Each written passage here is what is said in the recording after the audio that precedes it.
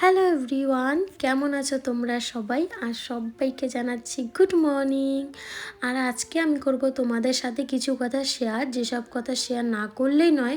অনেক দিন থেকে চুপ ছিলাম, কারণ অনেকেরই অনেক অবজেকশন আমাকে নিয়ে, বাট আজকে আমি বলতে বাধ্য হচ্ছি। তো চলো, সবার প্রথমে আমি আমার কাজগুলো আগে করে নিই, তারপর তোমাদের সাথে বলছি। তো এদিকে আমার সকালবেলা ঘর ঝাড় দেওয়া হয়ে গেছে, তারপর রিও আমার সাথে উঠেছে। সরি, রিও আমার সাথে ওঠে না, আমি রিওর সাথে উঠি। তারপরে এদিকে আমি আমার উঠোন ঝাড় দিয়ে নিলাম। আর কিছু বাসি বাসনপত্র ছিল, কারণ আগের দিন রাত্রেবেলা বাইরে বেরিয়েছি, তাই ধুয়ে রাখতে পারিনি। আর হ্যাঁ, তোমরা কি জানো আমি দুদিন মাঝখানে ভিডিও পোস্ট করতে পারিনি? কিসের জন্য?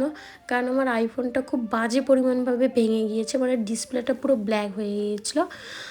আর এই ফোনটার সাথে আমার অনেক ইমোশন জড়িয়ে আছে। আমার বর বলেছিল যে তুমি নতুন ফোন নিয়ে নাও, বাট আমি বলছি যে না, নতুন আসলেও আমি এটা চেঞ্জ করব না।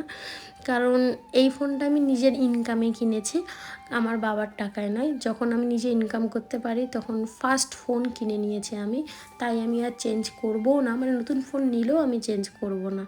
তো এখন ফোনটা আমি সেরে নিয়ে আসছি, ফোন এখন ঠিক আছে। তো এদিকে আমার ঘর মোছা হয়ে গেল, তারপর কিছু জামা কাপড় ছিল সেগুলো আমি কেচে দিয়েছি। আর হ্যাঁ, একটা দিদি আমাকে কমেন্ট করেছিল কি তোমার শাশুড়ি তো তোমাকে চাকর বানিয়ে রেখেছে। তো দিদি, আপনার প্রোফাইল ঘেটে দেখলাম যে আপনার একটা বাচ্চাও আছে। দিদি, আপনারও বিয়ে হয়েছে, আপনি শ্বশুরবাড়িতে কাজ করলে সেটা কি আপনার চাকর মনে হয়, নাকি আপনি শ্বশুরবাড়িতে কোনো কাজই করেন না? আর শাশুড়ি মাকে আপনি নিজের মায়ের মতো ভাবুন, আর শ্বশুরবাড়িটাকে নিজের বাড়ি ভাবুন, আর নিজের মনের মতো করে কাজ করুন, তাহলে চাকর মনে হবে না। তো এদিকে আমি রেডি হয়ে গেছি, আমারও স্নান কমপ্লিট। আর এদিকে আমি পুজো দিয়েছি। আজকে ছিল বৃহস্পতিবার, তাই লক্ষ্মীর ঘট বসিয়েছি। আমার পুজো কমপ্লিট।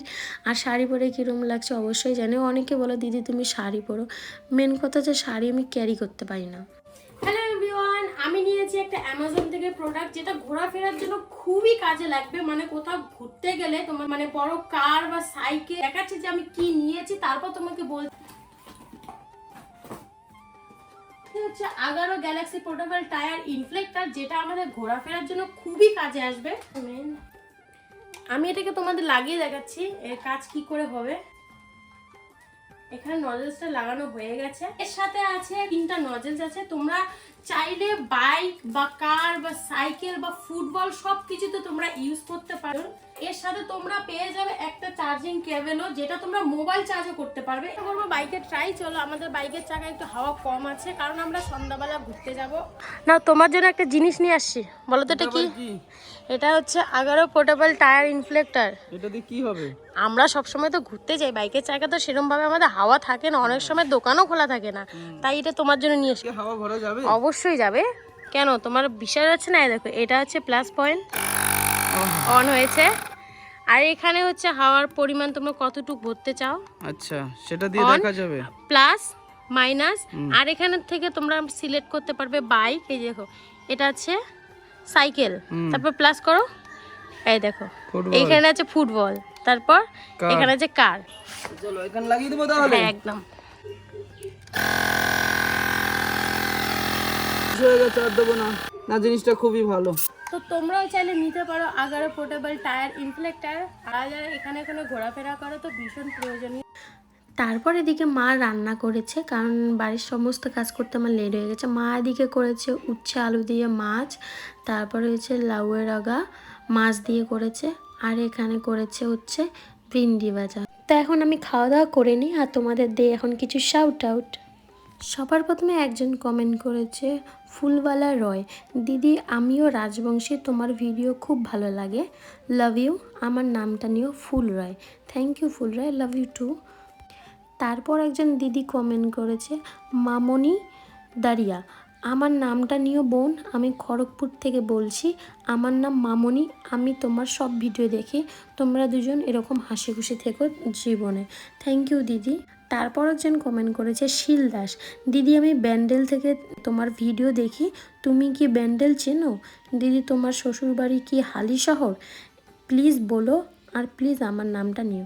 তো আমার শ্বশুরবাড়ি হচ্ছে নৈহাটি, আর ব্যান্ডেল আমি চিনি এক্ষেত্রে কারণ আমি যখন আমি বাপের বাড়ি যাই তো ব্যান্ডেল পার হয়ে যেতে লাগে। তারপর একজন কমেন্ট করেছে সানি খাতুন, দিদি আমার নামটা কবে নেবে? কমেন্ট করছে আমার নামটা নিচ্ছ না, খুব কষ্ট পেলাম, আমি রাজকোট থেকে দেখছি, আমার নামটা সানিয়া, প্লিজ প্লিজ, অবশ্যই সানিয়া, থ্যাংক ইউ। তারপর একজন কমেন্ট করেছে শম্পা বেগম, ডিপিটা চেঞ্জ করে নাও এবার নেহা বোন। ঠিক আছে দিদি, অবশ্যই চেঞ্জ করব। তারপর একজন কমেন্ট করেছে টুম্পা গম্বকর, দিদি তোমরা কয় ভাই বোন? আমরা 2 বোন 1 ভাই। তারপর একজন কমেন্ট করেছে রিমি রয়, দিদি তোমাকে ভালো লাগে, দিদি আমার নামটা নিও, থ্যাংক ইউ রিমি। তো তো এখন তোমাদের সাথে কিছু কথা আমি শেয়ার করব, সেগুলো হচ্ছে অনেকেরই অনেক অবজেকশন আমাকে নিয়ে, সেটা হচ্ছে আমি দেখতে ভালো না, খুব বাজে, আমি নেপালি, টেরি, বুচি, ভেদি, মানে যা আছে তোমরা তাই বলো, মুখে যা আসে তাই বলো। আচ্ছা একটা কথা বলো তো, আমাকে ভগবান বানিয়েছে, আমি কি নিজের হাতে আমি তৈরি হয়েছি? আমি যদি তৈরি হতাম অবশ্যই তোমাদের মনের মতো হওয়ার চেষ্টা করতাম। ভগবান যাকে যেরমটা বানিয়েছে তোমরা সেটা নিয়েও কমেন্ট করো। আচ্ছা আমি যদি টেরি হয়ে থাকি, রাস্তাঘাটে অনেক অন্ধ মানুষ, অন্ধ বা ট্যারা থাকে, তাদেরকে তোমরা কি বলো?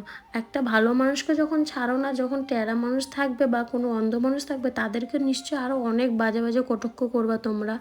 আর একটা কথা কি জানো, সৌন্দর্য মানুষের সারা জীবন থেকে যাবে না, তুমি কি কর্ম করছো সেটাই থেকে যাবে। আর সৌন্দর্য কতদিন থাকবে বলো? এই তো 30 বছর বা 40 বছরে এসে গেলে তোমার সৌন্দর্য একদম মুচড়ে যাবে। আর আমি কখনো বলিনি যে আমি বিশ্ব সুন্দরী বা আমি সুন্দর, অনেকে অনেক কমেন্ট করো, আমি এটা অনেক দিন থেকে দেখছি, আমি কখনো তোমাদের কিছু বলিও না। বাট কি করব, একটা ধৈর্য শক্তি তো বলে আছে নাকি মানুষের, শুনতে শুনতে এতটাই হয়ে গেছে যে আজকে বলতে বাধ্য হলাম।